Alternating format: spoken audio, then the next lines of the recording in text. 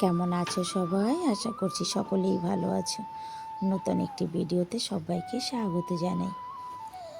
এখন সকাল 6:30। 6:30টায় আমরা সবাই কিন্তু রেডি হয়ে চলে এসেছি নিচে, আর আমাদের গাড়িও চলে এসেছে। আমরা যাব আজ মায়াপুর। মায়াপুরের জন্য সবাই রেডি হয়ে এই যে বসে পড়েছি। মায়াপুরে যাব আমরা 5 জন, মানে আমার 2 ছেলে, আমার বাবা, আর সঙ্গে যাচ্ছে আমার দাদা আর বৌদি। সত্যি কথা বলতে সকালবেলা এত সকালে কোথাও বেরোতে হলে বাচ্চাদের ঘুম থেকে তোলাটা ভীষণ টাফ হয়ে যায়, কারণ ওরা কিছুতেই উঠতে চায় না। আর দেখো এখানেও কিন্তু ভয়ঙ্কর আজকে কুয়াশা। মানে আমরা ঘর থেকে বেরিয়েছি 6:30টায়, আর রাস্তায় মানে 100 মিটার পর্যন্ত, মানে 100 মিটারের মতো দেখা যায়, তারপরে একেবারে কুয়াশায় ঢাকা, প্রচণ্ড কুয়াশা। ভেবেছিলাম এখানে বোধহয় অত ঠান্ডা বা কুয়াশা নেই, কিন্তু আজকে এখানের ওয়েদারটা পুরো একেবারে দিল্লির মতোই মনে হচ্ছে, যে পুরো দিল্লির মতো। কিন্তু আমাদের ড্রাইভার খুব ভালো ছিল, মানে খুব ভালো ছিল বলতে খুব ভালো, খুব সাবধানে আমাদেরকে নিয়ে এসেছে।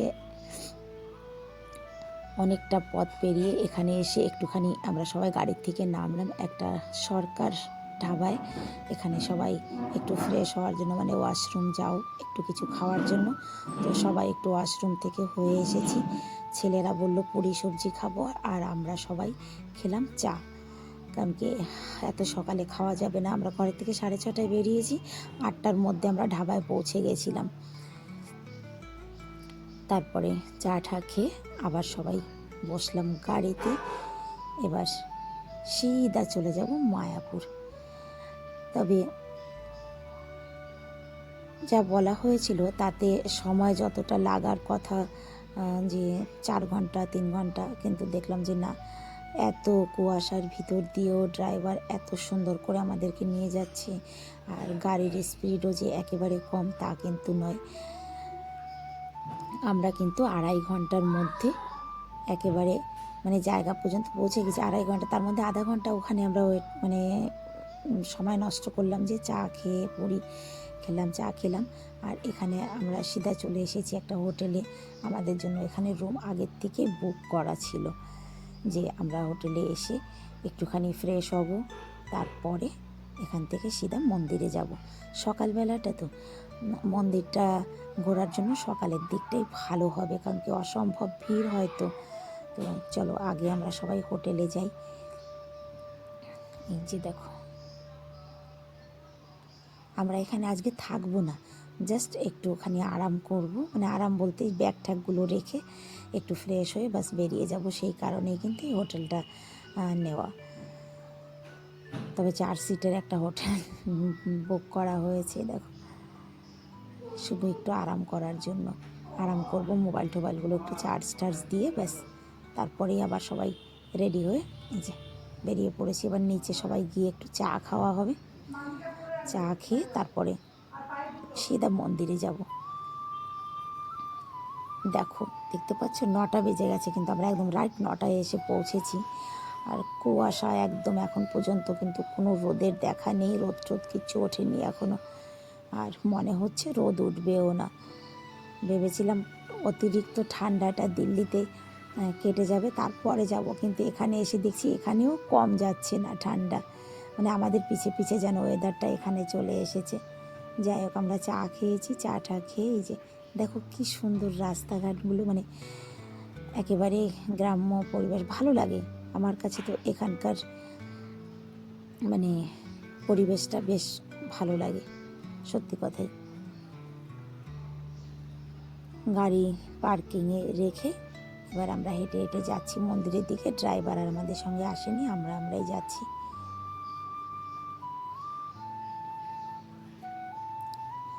ওই যে দেখো নূতন মন্দির, এই মন্দিরটা নূতন হচ্ছে, এখানে কিন্তু এখনো ঠাকুর শিফট করা হয়নি। ঠাকুর শিফট করা হয়নি বলতে এই মন্দিরে এখনো প্রচুর কাজ বাকি আছে। তবে মন্দিরটা করেছে কিন্তু খুব সুন্দর আর অনেক বড়।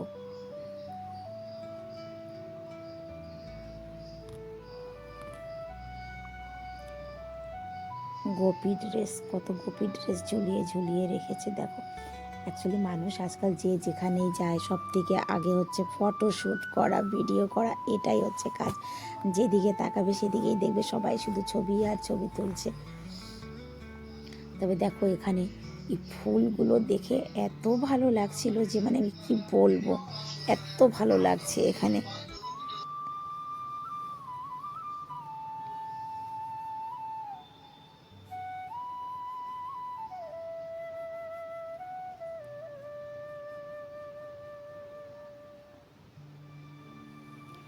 আমি ভিডিওতে ভালো করে ভয়েসটা আজকে দিতে পারছি না, তার কারণ কি জানো তো, এখানে এসে জল হাওয়া চেঞ্জ হওয়াতে আমার কিন্তু গলাটা বসে গেছে, মানে গলায় অসুবিধা হচ্ছে সত্যি কথাই।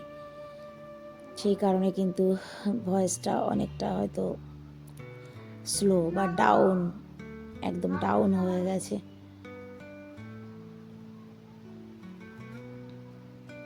এই যে এখান থেকে মন্দিরটা ভালো করে দেখা যাচ্ছে দেখো।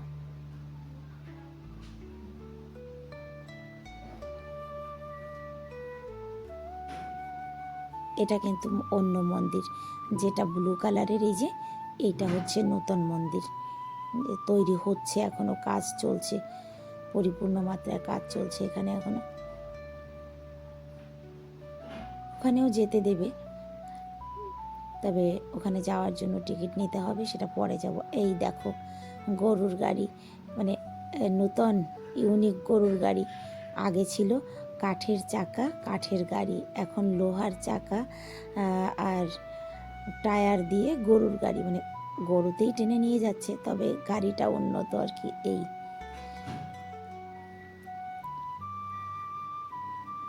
প্যাড়া মাখা, কলকাতা পশ্চিমবাংলা ঘুরতে এসেছি, প্যাড়া মাখা খাবো না তাই কি হয়?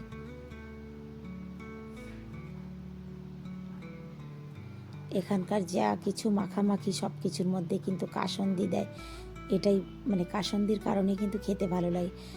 আর এই যে ফুল বাগানটা দেখলে না, এখানে একেবারে আলাদা ধরনের অনেক ফুল দেখলাম।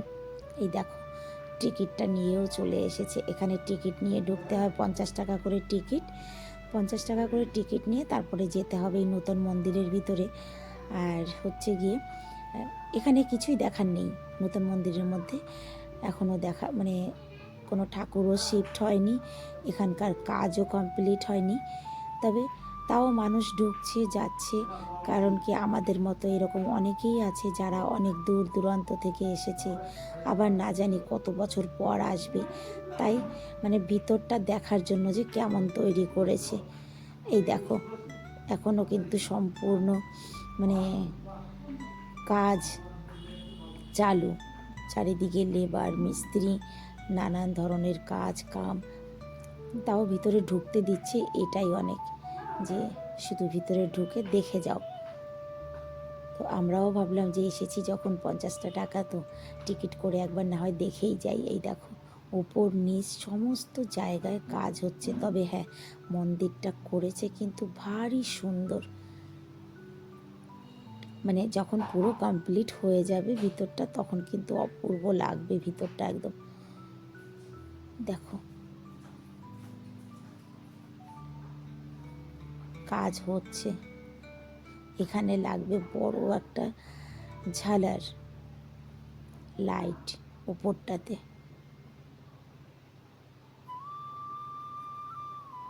এটাই হচ্ছে মেন মন্দির, মানে বড় মন্দির।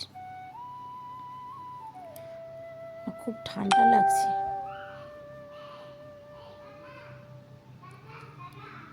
এই দেখো নানান ধরনের লেবার মিস্ত্রি সবাই, মানে অনেক লেবার মিস্ত্রি, অনেক মানে কাজের লোক এখানে কাজ করছে, যার যেটা কাজ, যার যেটা ডিপার্টমেন্ট সে সেটা সে মানে করছে।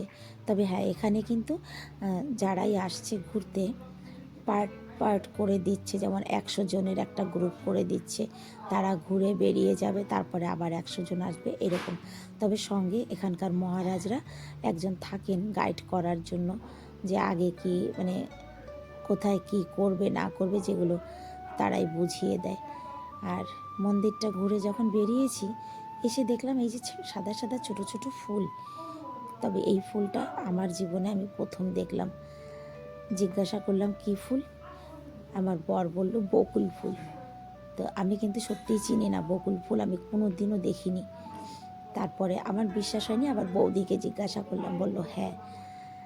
তারপর আমরা ঘুরে ঘুরে ঘুরে ঘুরে চলে আসছি খাবারের দিকটায়, কারণ কি আমাদের ওই মন্দির টন্দির সমস্ত কিছু ঘুরে দেখতে দেখতে 12:30 বেজে গেছে। এবার আমরা খাবারের দিকে চলে যাচ্ছি। আর এখন যেটা মন্দির, সেখানে আর তোমাদেরকে কিছু দেখাতে পারলাম না, তার একটাই কারণ ওখানে মোবাইল নিয়ে যাওয়া নিষেধ আছে তাই। আর এই যে যেখানে আমরা খাবার খেতে এসেছি, এখানকার ফুল দেখে তো সত্যি খাবারের কথা একেবারেই ভুলে গেছি, কি খাবার খাবো। মানে এত ভালো লাগছে, এত ভালো লাগছে যে আর বলার কিছু নেই সত্যি। তবে এখানে খাবারের সিস্টেম কিন্তু 2-3টা ক্যাটাগরিতে আছে, 50 টাকা, 80 টাকা, 150 টাকা। তবে আমাদের কিন্তু খাবারের যে কুপনটা ছিল সেটা 150 টাকার। আর এটা হচ্ছে আমাদের যে জামাই বাবা জীবন, সে কিন্তু আমাদের হোটেলের এবং এই খাবারের যে কুপন, এই ব্যবস্থাটা কিন্তু তিনিই করে দিয়েছেন তার অফিসের তরফ থেকে। তো দেখো এখানে খাবারে কত কিছু আছে, কি বলবো, একদম পায়াস আছে, চাটনি আছে, পনিরের সবজি আছে, আলু আছে, আলু 64 না কি, যাই হোক, একটা মিক্স সবজি, ডাল, পাঁপড়, স্যালাড, মিষ্টি, অনেক কিছু, ভাত, রুটি। তবে এটা নয় যে প্লেটে যেটা দিয়েছে এটাই, তোমার যা লাগবে সেটা তোমাকে আবার দেওয়া হবে। পরিপূর্ণ খাবারের প্লেট। এত খাবার খেয়ে, মানে দুপুরবেলা খেয়ে একদম সত্যি, রান্নাটাও অপূর্ব। খেয়ে আমরা এই যে বেরিয়ে পড়েছি, কিন্তু এখন যাব সিধা গোশালা। তবে এই জায়গাটা ছেড়ে জানো তো যেতে ইচ্ছা করছে না, এত ভালো লাগছে। এখানে রিক্সার সেবা আছে, সিধা গোশালা নিয়ে যাবে। আমরা এখান থেকে 10-15 টাকা দিয়ে গোশালার জন্য কিন্তু রওনা হয়েছি। খাবার খেয়ে বেরোতে বেরোতে 2টো বেজে গেছে। কী করে যে দিনটা কেটে যায়, কী করে যে দিনটা শেষ হয়ে যাচ্ছে ঠিকই পাচ্ছি না। বাড়ির থেকে এসেছি আজ 9 দিন, বুঝতেই পারলাম না 9টা দিন কেটে গেল। সত্যি মানে একটা দিনও তো আমরা সুস্থ নেই, এখান থেকে ওখানে, ওখান থেকে ওখানে, ওখান থেকে ওখানে করেই বেড়াচ্ছি, একটা দিনও সুস্থ নেই। তো বুঝবো কী করে যে দিন কী করে কেটে যাচ্ছে।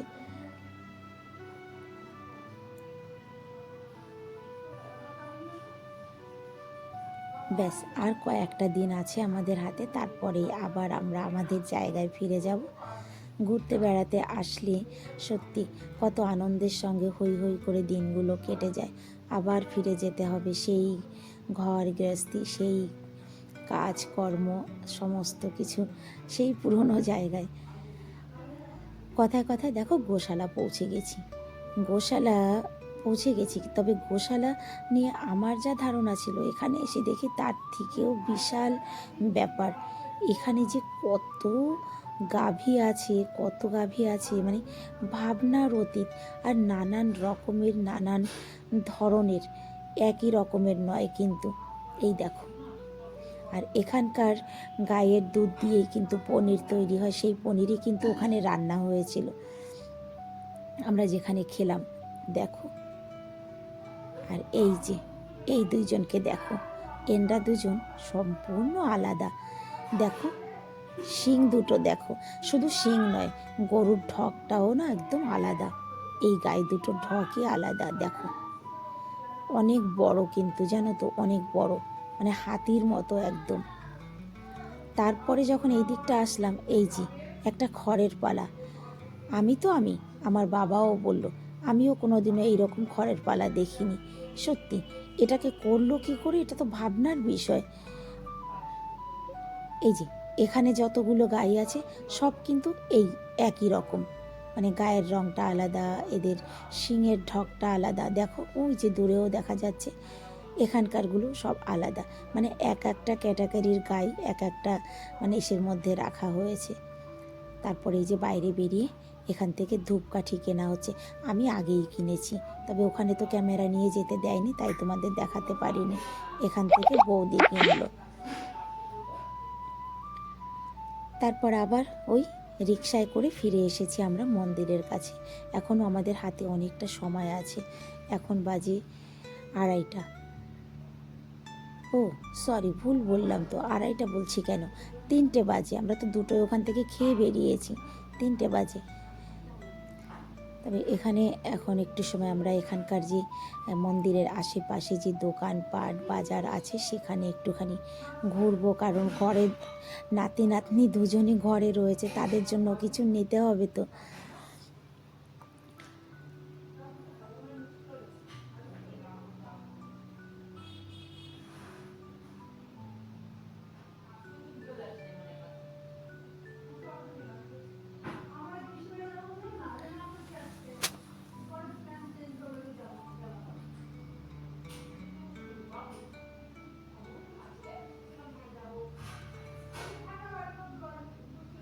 এই যে দেখো, খড়ের চাল দিয়ে একটা ঘর, বহু বছর পর এই খড়ের চালের ঘর দেখলাম। আগে কিন্তু গ্রামে মানুষ খড়ের চালই দিত, এই ঘরগুলো দেখা যেত, কিন্তু এখন আর নেই, লুপ্ত হয়ে গেছে, নেই আর হবেও না, কারণ মানুষ এখন অনেক এগিয়ে চলে এসেছে।